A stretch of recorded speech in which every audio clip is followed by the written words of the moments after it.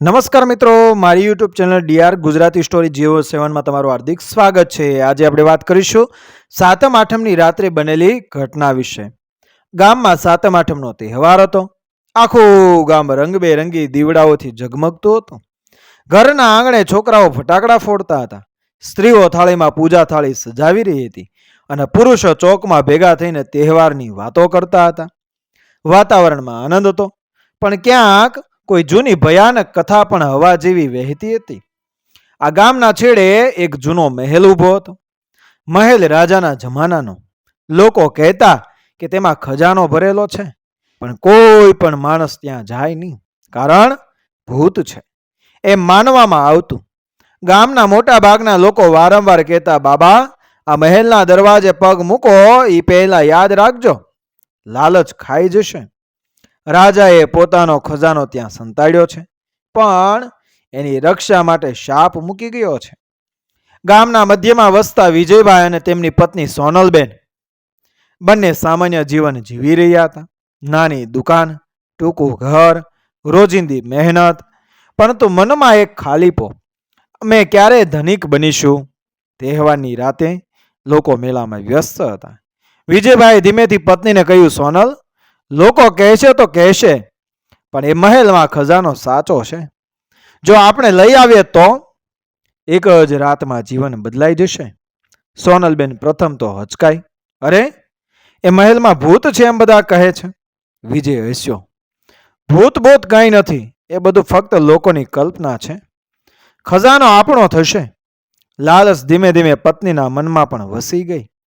તેને વિચાર આવ્યો, જો ખરેખર સોનું ચાંદી હોય તો આપણા દીકરાને સારું ભવિષ્ય મળશે. રાતે ચાંદની ફેલાઈ હતી. ગામના દીવડા ઝગમગતા હતા, પણ મહેલ તરફનો રસ્તો અંધકારથી ભરેલો. પથરિયા રસ્તે પતિ પત્ની દીવડો લઈને ચાલ્યા. દૂરથી મહેલ દેખાતો હતો. ભૂસાઈ ગયેલી દિવાલો, કાળા ઝાડોથી ઘેરાયેલો. જેમ જેમ નજીક આવ્યા, હવામાં ઠંડક વધી. કાગડાઓ કાંકા કરતા પવનમાં અજાણ્યો અવાજ. સોનલબેનનો હાથ કાંપવા લાગ્યો. વિજય, પાછા વળી જઈએ, લાગણી સારી નથી. વિજયે દબાવીને કહ્યું, ડરવું નહીં, ચાલ આગળ. મહેલના દરવાજા આગળ પહોંચ્યા. મોટા લોખંડના કટારિયા દરવાજા અડધા તૂટેલા, ઝાંઝવામાં લપેટાયેલા. પવન ફૂંકાતા જ એમ લાગતું કે કોઈ અંદરથી સિસકારા લે છે. વિજયે દીવડો ઊંચક્યો, દરવાજાને હાથ લગાવ્યો. એક ક્ષણ માટે આખો દરવાજો કરકરાયો. પતિ પત્ની અંદર પગ મૂકે પહેલા જ દૂરથી ઘુમટમાંથી ઘોંઘાટ અવાજ આવ્યો, એવો કે જાણે કોઈને હજારો વર્ષથી ઊંઘમાંથી જગાડવામાં આવ્યો હોય. વિજયે દરવાજાને ધકેલ્યો. લોખંડના કટકટાટ વચ્ચે દરવાજો ધીમે ધીમે ખુલ્યો. અંદર ઘોર અંધકાર હતો. પવનની સાથે સુકાયેલા પાંદડા અંદર સરકતા હતા. દીવડાની ઝાંખી રોશની દિવાલો પર પડતા એ દિવાલોની ચીરાઓમાંથી સદીઓ જૂના ચિત્રો દેખાતા હતા. રાજા રાણી, યુદ્ધના દ્રશ્યો અને સોનાના ઘડાઓ. સોનલબેન થોડી ગભરાઈ ગઈ. આ તો સાચે જ રાજાનો મહેલ લાગે છે. જુઓ, આ ચિત્રોમાં ખજાનો ભરેલો છે. વિજયની આંખોમાં ચમક આવી ગઈ. બિલકુલ, એનો અર્થ છે કે અંદર ક્યાંક ખજાનો હશે. ચાલ શોધીએ. બંને પથ્થરિયા ગેલેરીમાં આગળ વધ્યા. દિવાલો પર ઝાડા, કાના માકાની કરતા પોપટ જેવા પક્ષીઓ અને ઝૂમતા ઝૂમતા બારણા, દરેક પગલે માટીના કણો નીચે પડતા. એક વખત સોનલના પગ નીચે કંઈક ખખડાયું. જૂનો કંકાલ. સોનલ ચીસ પાડી બેસી. અરે, આ તો કંકાલ છે, કોઈ મરી ગયેલો. ત્યારે વિજયે કહ્યું, ચૂપ રહે, કદાચ રાજાના સિપાઈ હશે. ખજાના સુધી પહોંચવું હોય તો ડરવું નહીં. એક મોટો દરવાજો ખુલતા જ બંને એક વિશાળ હોલમાં પહોંચ્યા. હોલની વચ્ચે જંગ લાગેલી લોખંડની મોટી તિજોરી, તેની આસપાસ ચાંદીના પાત્રો, તૂટેલા ઘડા અને ઝાંખા સોનાના ટુકડા વિખરાયેલા હતા. સોનલની આંખો ફાટી ગઈ. વિજય, આ તો સાચે ખજાનો છે. જો તિજોરી ખુલી જાય તો આપણે ધનિક થઈ જઈએ. વિજયે ઉત્સાહમાં તિજોરીને હાથ લગાવ્યો. ઠંડો લોખંડ શરીરમાંથી વીજળી સમો શરડો પસાર કરતો હોય તેમ લાગ્યો. તિજોરીના તાળામાં અજાણી કોતરણી હતી. સિંહ, સાપ અને માનવીના ચહેરા. વિજય બોલ્યો, આ તાળું ખોલવું જ પડશે. જેમ જેમ વિજય તિજોરીને જોરથી ખેંચવાનો પ્રયાસ કર્યો, હોલમાં અચાનક એ ઘૂંઘાટ ગુંજી ઉઠ્યો. એ દીવડાની જ્યોત કંપી અને દિવાલ પરના ચિત્રો જાણે જીવંત થઈ ગયા. રાજાના ચહેરા પર ક્રોધ દેખાવા લાગ્યો. સોનલ ધ્રુજી ઉઠી. વિજય, કંઈક છે અહીં, કોઈ અમને જોતી હોય એમ લાગે છે. હોલના ખૂણે અંધકાર વધુ ઘાટો થવા માંડ્યો. ઝાંખી આકૃતિ ઊભી થવા લાગી. લાંબો ચોળો પહેરેલો, તલવાર હાથમાં, આંખોમાં અગ્નિ જેવી ચમક. એ અવાજે ગર્જના કરી, કોણ હિંમત કરી રાજાના ખજાનાને અડવા આવ્યું છે? હોલમાં અચાનક હવા ગરજી ઉઠી. દીવડાની જ્યોત લગભગ બુઝાઈ ગઈ. તે કાળા અંધકારમાંથી ધીમે ધીમે એક આકૃતિ સ્પષ્ટ થવા લાગી. મોટો કદાવર પુરુષ, શસ્ત્રોથી સજ્જ, આંખોમાં લાલ અગ્નિ. તેના કાળા કપડા હવામાં લહેરાતા હતા. સોનલનો ગળો સુકાઈ ગયો. વિજય, આ કોણ છે? એ પ્રેતાત્મા ગર્જના કરતો બોલ્યો, હું રાજાનો સેનાપતિ. રાજાએ પોતાના ખજાનાને મારી તલવારની કસમ સાથે સોંપ્યો હતો. જે કોઈ લાલચમાં ખજાનાને હાથ લગાવશે એને મૃત્યુનો શાપ મળશે. વિજય થોડી હિંમત ભેગી કરીને બોલ્યો, અમે ફક્ત જોવા આવ્યા છીએ, લઈ જવા માટે નહીં. ભૂત હસ્યો. ભયાનક ખડખડાટ જેવો અવાજ. જૂઠ, તમારા દિલમાં લાલચ છે એ હું જોઈ શકું છું. ખજાનો લાલચીઓને ક્યારેય મળતો નથી. ભૂતે તલવાર જમીનમાં ઘુસાડી. હોલ ધ્રુજી ઉઠ્યો. દિવાલો પરથી ધૂળ ખસી પડી. જો ખજાનો જોઈએ છે તો પહેલા પરીક્ષા પાસ કરો. હિંમત, સચ્ચાઈ અને ત્યાગ, આ ત્રણના જવાબ વગર આ ખજાનો નહીં મળે. સોનલ ગભરાઈ ગઈ. વિજય, હવે પાછા જઈએ, મને ખજાનો નહીં જોઈએ. પણ વિજયે કટિબદ્ધ થઈને કહ્યું, અમે આવી ગયા છીએ, હવે પાછા નહીં ફરીએ. જે હોય તે સહન કરીશું. ભૂતે હાથ લહેરાવ્યો. સામેનો દરવાજો ખુલી ગયો. લાંબી સીડીઓ નીચે તરફ જતી. પહેલી પરીક્ષા એ અંધકારમાંથી પસાર થવું. ત્યાં કાંઈ નહીં દેખાય, પણ દરેક પગલે ભય હશે. જો ડરીને પાછા ફરી જશો તો આ મહેલ જ તમારું સમાધિ બની જશે. વિજયે દીવડો ઊંચક્યો અને સોનલનો હાથ પકડીને સીડીઓ તરફ ચાલ્યો. સીડીઓ ઉતરતા જ એ દીવડો બુઝાઈ ગયો. હવે ચારેય તરફ કાળો ઘોર અંધકાર. પવનના ઝોકા સાથે કાનમાં અજાણી ફૂસફૂસ.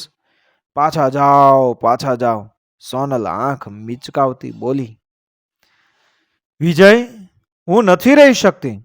અંધકાર મને ગળી જાય એમ લાગે છે. વિજયે તેનો હાથ એમ મજબૂતીથી પકડી લીધો. હિંમત રાખ, જો આપણે સાથે છીએ તો કશું નહીં થાય. કેટલાક પળો પછી તેઓ અંધકારના અંતે પહોંચ્યા. દૂર એક ઝાંખું એ પ્રકાશ ઝબૂકતો દેખાયો. એ પ્રકાશ તરફ ચાલતા તેઓ ફરી એક વિશાળ હોલમાં આવ્યા. આ હોલની વચ્ચે એક મોટું પિત્તળનું દર્પણ ઉભેલું હતું. ભૂતનો અવાજ ફરી સંભળાયો. હવે બીજી પરીક્ષા. તમારા મનનો સત્ય આ દર્પણ બતાવશે. જો લાલચ હશે તો તમારો અંત આવશે. વિજય અને સોનલ પિત્તળના દર્પણની સામે ઊભા રહ્યા. દર્પણ ઊંચાઈમાં માણસ જેટલું મોટું હતું. ચારે બાજુ અજાણી કોતરણી, સાપો, અગ્નિ અને ખોપરીના આકારો. તેની સપાટી એ ચમકતી નહોતી, પણ કાળી પાણી જેવી ઊંડી લાગતી હતી. ભૂતનો અવાજ હોલમાં ગુંજી ઉઠ્યો. આ દર્પણ તમારું મન વાંચે છે. જે સત્ય તમે છુપાવ્યું હોય એ અહીં ખુલ્લું પડશે. જો લાલચ ભારે પડશે તો દર્પણ જ તમને ગળી જશે. સોનલ આગળ વધી. દર્પણમાં તેની છબી ઝાંખી દેખાઈ. થોડી પળો પછી દર્પણમાં તેનો ચહેરો બદલાઈ ગયો. એમાં સોનલ સોનાના આભૂષણોમાં લથબથ દેખાતી હતી. મોતીના હાર, હીરાના કંગણ, ચાંદીની થાળીઓમાં ભોજન કરતી. સોનલના હોઠ કંપી ગયા. આ તો મારી અંદર છુપાયેલી ઈચ્છા છે. પણ એ દ્રશ્ય સાથે જ દર્પણમાં બીજું પણ એ દેખાયું. સોનલ એકલી બેઠી. આસપાસ કોઈ નહોતું. ખાલી મહેલ, ઠંડા પથ્થરો, એકલતાની ચીસ. સોનલ તૂટી પડી. ના, મને ખજાનો નહીં જોઈએ. જો સંપત્તિએ એકલતા આપવી હોય તો એ શાપ છે. દર્પણની સપાટી શાંત થઈ ગઈ. ભૂતનો અવાજ આવ્યો. સાચી વાત કબૂલ કરી. તું પરીક્ષા પાસ કરી. હવે વિજય આગળ વધ્યો. દર્પણમાં તેની છબી ઝળહળી. તેમાં વિજય પોતે રાજગાદી પર બેઠેલો દેખાયો, મુકુટ સાથે. સૈનિકો આગળ નમતા ખજાનાની ઢગલી સામે વિજયની આંખોમાં તેજ આવી ગયું. હા, આ તો મારી ઈચ્છા છે. આખા ગામને બતાવવું છે કે હું કેટલો મોટો બન્યો. પણ અચાનક એક દ્રશ્ય બદલાઈ ગયું. તે જ રાજગાદી પર વિજય બેસેલો, પણ શરીર પર લોહી, આંખો ખાલી, આસપાસ લાશોના ઢગલા. ગામ બળી રહ્યું હતું. ખજાનો સોનાનો નહીં, પણ માનવીના અસ્થિઓનો હતો. વિજય પાછળ ખસી ગયો. ના, આ ખોટું છે. આ તો હું નથી ઈચ્છતો. ભૂતનો અવાજ કડક બન્યો. પણ આજ તારા મનનું સત્ય છે. લાલચ અને સત્તાની ભૂખ. સ્વીકાર કર કે તને આજ જોઈએ. વિજયના ગાલ પરથી ઘમ ઘુમાટા વહેવા લાગ્યા. સોનલે તેનો હાથ પકડીને કહ્યું, વિજય, તું સત્ય બોલ. ખજાના વગર પણ એ આપણે જીવીએ છીએ, પણ એકબીજાને ગુમાવીને નહીં. વિજય ધ્રુજી ઉઠ્યો. આંખો બંધ કરીને બોલી ગયો, હા, હું સ્વીકારું છું. મારા દિલમાં લાલચ છે, પણ હવે મને ખજાનો નહીં જોઈએ. મારા માટે મારી પત્ની પૂરતી છે. એમ કહેતા જ એ દર્પણની સપાટી તેજસ્વી થઈ ગઈ અને કાળા પાણીમાંથી પ્રકાશ ફાટી નીકળ્યો. દર્પણ તૂટી પડ્યું. ટુકડા ટુકડા થઈને જમીન પર છવાઈ ગયું. ભૂત ફરી બોલ્યો, તમે બીજું પરીક્ષણ પણ પાર કર્યું. સત્યનો સામનો કરવો સહેલો નથી. હવે ત્રીજી અને અંતિમ પરીક્ષા માટે તૈયાર રહો. હોલ ધ્રુજી ઉઠ્યો. જમીનમાંથી એક નવો રસ્તો ખુલ્યો. અંધકારમાં ઝાંખી લાલ કિરણો ચમકતા. દર્પણ તૂટી ગયું, પણ હોલની વચ્ચે ખુલી ગયેલા એ નવા રસ્તે અંધકાર સાથે એ લાલ ઝાંખી ઝબૂકતી રહી. વિજય અને સોનલ એકબીજાના હાથ મજબૂત પકડીને એ રસ્તે ઉતર્યા. નીચે ઉતરીને તેઓ એક વિશાળ ગુફામાં આવ્યા. ગુફાના મધ્યમાં સોનાના ઢગલા ચમકી રહ્યા હતા. મણકા, હીરા, ચાંદીની થાળીઓ, હથિયારો અને રાજાના મુકડા સુધી આખો ખજાનો સામે જ હતો. સોનલના હોઠ કંપી ગયા. વિજય, આટલું બધું? આપણા સ્વપ્નોથી પણ વધારે? એવું બોલતા જ ભૂતનો અવાજ કર્યો, આ છે રાજાનો સાચો ખજાનો, પણ તેને મેળવવા માટે એ અંતિમ પરીક્ષા છે. ત્યાગની પરીક્ષા. ખજાનો તમારો બની શકે છે જો તમે તમારી સૌથી પ્રિય વસ્તુનો ત્યાગ કરો. ભૂત આગળ વધ્યો. તેની આંખોમાં અગ્નિ ઝળહળતો.